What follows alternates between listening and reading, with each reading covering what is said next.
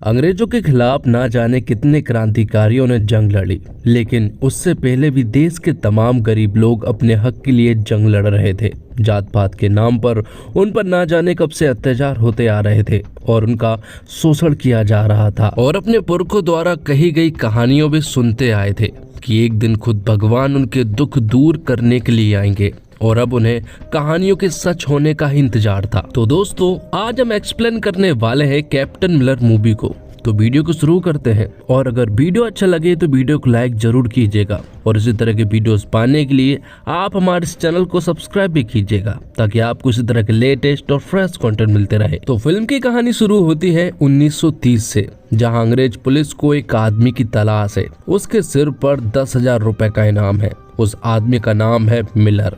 ये बंदा अंग्रेज पुलिस वालों को ढूंढकर मारता है, फिर उनकी जेब से अपना वांटेड वाला पर्चा निकालता है और उनके खून से अपनी उंगलियों को रंगता है। पर्चे पर मिलर के आगे कैप्टन लिखकर हवा में गायब हो जाता है। तो घटना देखने वाले इसी सोच में पड़ जाते हैं कि उसने पुलिस वालों को क्यों मारा। उसकी कोई निजी दुश्मनी थी या बस नाम के आगे कैप्टन नहीं लिखा था। लेकिन मिलर के आगे गुस्से की वजह इन बातों से कई ज्यादा गहरी है। वो सिर्फ अंग्रेजों का ही दुश्मन नहीं, जिस गांव में पला बढ़ा वहां से भी निकाला जा चुका है।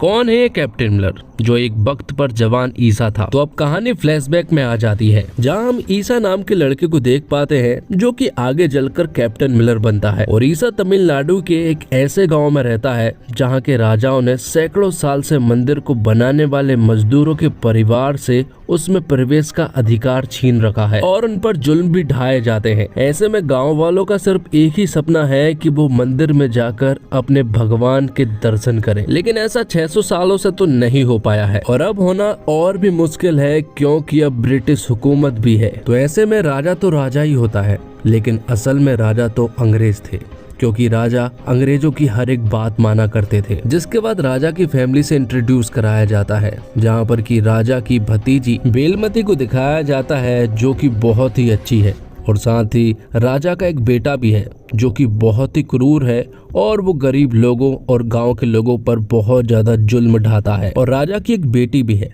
और इसी को देखने के लिए ईसा और उसका एक दोस्त जो है वो मंदिर में चले जाते हैं। लेकिन इसकी खबर राजा के लोगों को लग जाती है और अब वो उन्हें ढूंढने लगते हैं। वो लोग इधर उधर छिपने की कोशिश करते हैं, तब बेलमती उन्हें किसी तरह से बाहर निकालती है। और अगर ईसा और उसका दोस्त यहाँ पर अगर पकड़ा जाता तो उनका मरना तो एकदम तय था। भाई हमें ये बात भी मालूम चलती है कि दरअसल में राजा जो है वो बेलमती को बिल्कुल भी पसंद नहीं करते हैं, वो तो बस उसे मारने का बहाना ही ढूंढ रहे हैं। और वही ईसा जो है वो बेलमती को दिल दे बैठता है। वैसे तो वो राजा की बेटी को देखने के लिए गए थे, जो कि बहुत खूबसूरत है, लेकिन ईसा के लिए तो बेलमती खूबसूरत है क्योंकि उसने उनकी जान बचाई है। इसलिए ईसा फैसला करता है कि वो मंदिर में जाएगा और यहाँ पर बेलमती को अपनी दिल की बात बताएगा। इसलिए वो राजा के लोगों में शामिल हो जाता है। और जब वो मंदिर में पहुँचता है तो उसे मालूम चलता है कि बेलमती आज दरअसल में एक लड़के के साथ भागने वाली है, और ये बात राजा को भी मालूम चल चुकी है। इसलिए वो बेलमती को मारने का ऑर्डर देते हैं। लेकिन यहाँ पर ईसा जो है वो बेलमती और उसके प्रेमी को यहाँ से भगाने में कामयाब हो जाता है। लेकिन जब ये बात ईसा के भाई को मालूम चलती है तो वो ईसा को बहुत चिल्लाता है, क्योंकि ईसा का भाई एक क्रांतिकारी है और वो अंग्रेजों से बहुत ज्यादा नफरत करता है। दरअसल में ईसा के भाई को ये बात मालूम चल चुकी थी कि ईसा दरअसल में ब्रिटिश मिलिट्री में शामिल होना चाहता है, इसी वजह से वो उसे बुरी तरह से चिल्ला रहा था। तो यहाँ पर ईसा भी अपना गुस्सा निकाल देता है और वो कहता है, जिन्हें हम अपना समझ रहे हैं वो हमें पैरों की धूल समझते हैं। वो हमें मंदिर तक में घुसने नहीं देते और गैरों की तरह बर्ताव करते हैं। मिलिट्री में जाऊंगा तो मुझे वहाँ इज्जत मिलेगी और वहाँ किसी के साथ भी भेदभाव नहीं होता है और मुझे पहनने को बूट मिलेगा। इसलिए वो तो तय कर लेता है कि उसे तो मिलिट्री में जाना ही है, और अगले ही दिन वो मिलिट्री ज्वाइन कर लेता है, जहाँ पर कि उसका नाम रखा जाता है कैप्टन मिलर। क्योंकि ब्रिटिश को उनके रियल नाम बोलने में प्रॉब्लम होती है, इसलिए वो यहाँ पर खुद के नाम दे देते हैं। तो ईसा जब मिलिट्री में पहुंच जाता है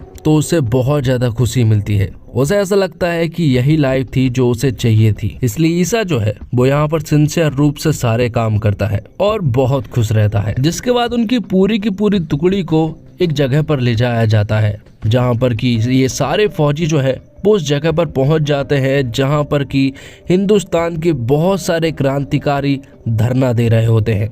सभी लोग गन लेकर उनके पीछे की तरफ पहुंच जाते हैं और अपने जनरल के कहने पर वो बेधड़क फायर करना शुरू कर देते हैं।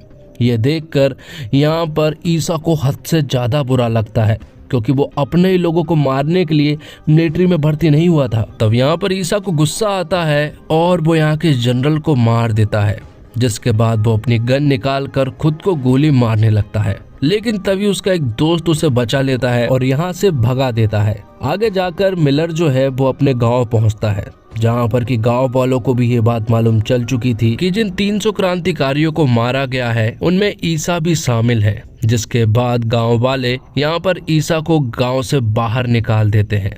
तब मिलर जो है वो इधर उधर भटकता है और अब वो पूरी तरह से मिलर बन चुका था। अब कुछ दिनों के बाद हम क्रांतिकारियों की एक छोटी सी टुकड़ी को देख पाते हैं जो कि ब्रिटिशों से लड़ रही थी, लेकिन वो यहाँ पर बहुत सारे थे, इसलिए यहाँ पर ये टुकड़ी जो है वो लड़ने में थोड़ी सी असमर्थ थी। लेकिन तभी यहाँ पर एंट्री होती है कैप्टन मिलर की और वो यहाँ आते से ही ब्रिटिशों को बुरी तरह से मारने लगता है और जो काम क्रांतिकारियों की पूरी टुकड़ी नहीं कर पा रही थी वो अकेला कैप्टन मिलर कर जाता है और उन सारे ब्रिटिश पुलिस वालों को वो अकेला ही मार गिराता है। ये सब देखने के बाद क्रांतिकारियों को ऐसा लगता है कि क्या हम कैप्टन मिलर को अपने पास रख सकते हैं, लेकिन उनमें से ही एक आदमी बोलता है कि उसके ऊपर 10,000 रुपए का इनाम है, क्योंकि उसने जनरल को मार दिया था, इसलिए हम उसे अपने पास नहीं रख सकते, क्योंकि अगर उसे हम अपने पास रखेंगे तो सारे ब्रिटिश सोल्जर हमारे ही पीछे पड़ जाएंगे। लेकिन उन्होंने कैप्टन मिलर को लड़ता हुआ देखा है, वो एक आर्मी की तरह है, इसलिए वो लोग उसे अपने साथ रख लेते हैं। क्योंकि कैप्टन मिलर के अंदर बहुत ज्यादा गुस्सा है ब्रिटिश पुलिस वालों को लेकर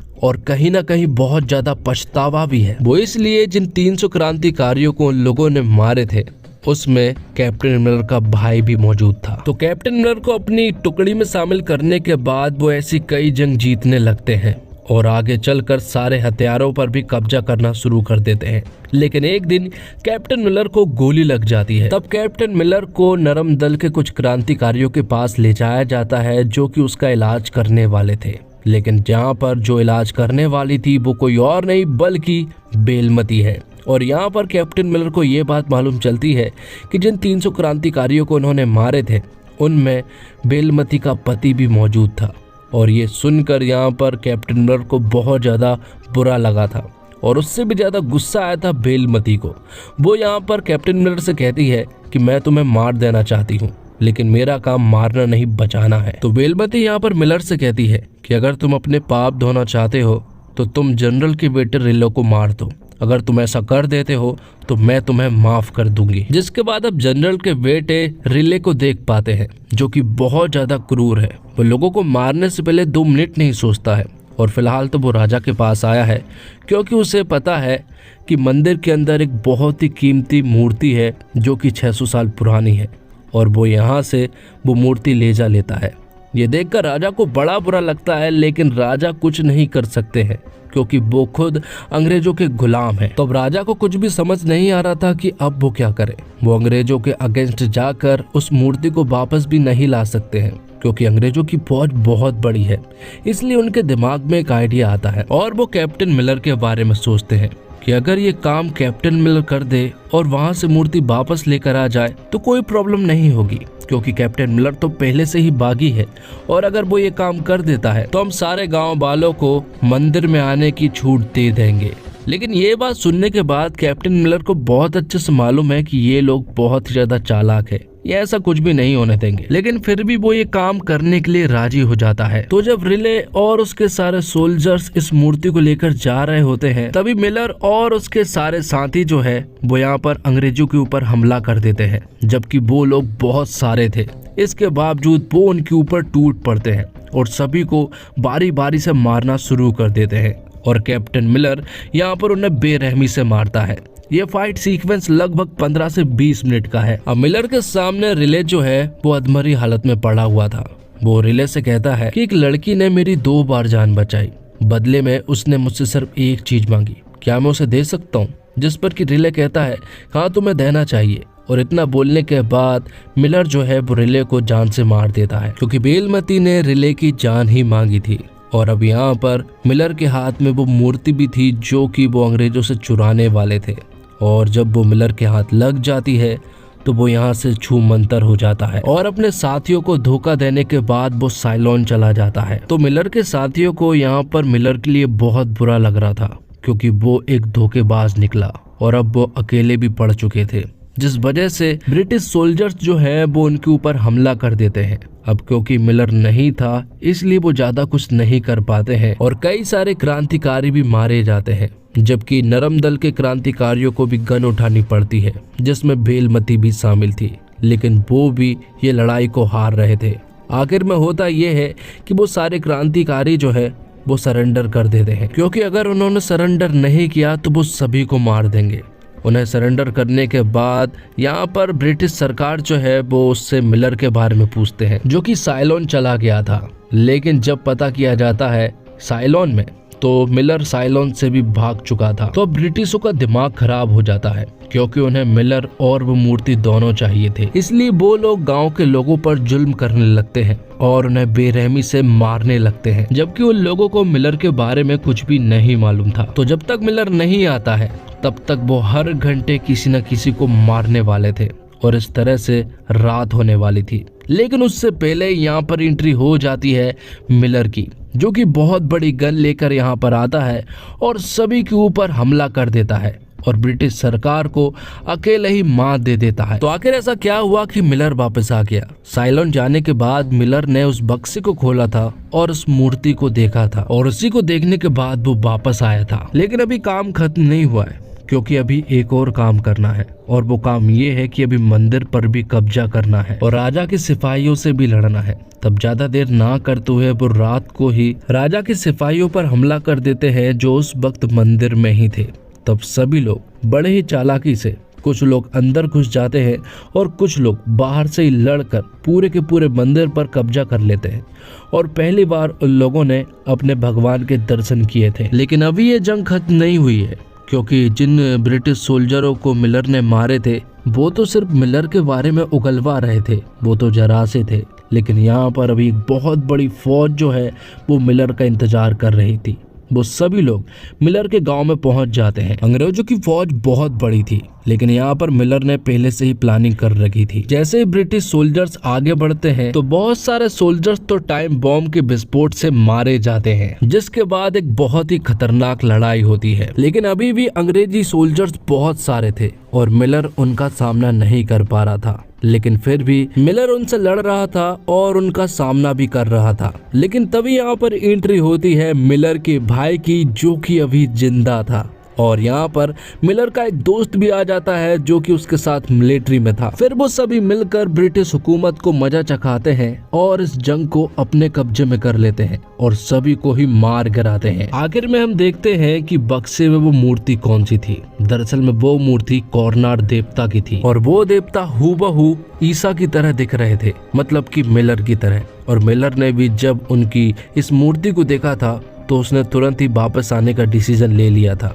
क्योंकि उसने बहुत साल पहले ये कहानी सुनी थी कि खुद भगवान ही उनकी मदद करने के लिए नीचे आएंगे। तो अब गांव वालों को ऐसा लगता है कि खुद भगवान ही ईसा के रूप में उनकी मदद करने के लिए आए हैं।